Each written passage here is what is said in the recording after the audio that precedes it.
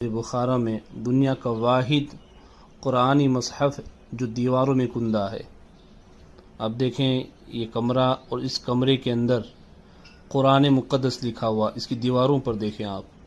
سبحان اللہ، الحمدللہ، اور اس کے حروف اور یہ کندہ کیا ہوا دیکھیں آپ کس انداز سے لکھا ہوا ہے دیواروں کے اندر۔ اور خوشی کی بات تو یہ ہے کہ 30 پاروں کے لیے 30 الگ الگ کمرے، سبحان اللہ، یعنی ایک کمرے میں ایک پارہ لکھا ہوا ہے دیواروں پر، دوسرے کمرے میں دوسرا پارہ، اس طریقے سے 30 کمرے میں 30 پارے لکھے ہوئے ہیں، سبحان اللہ۔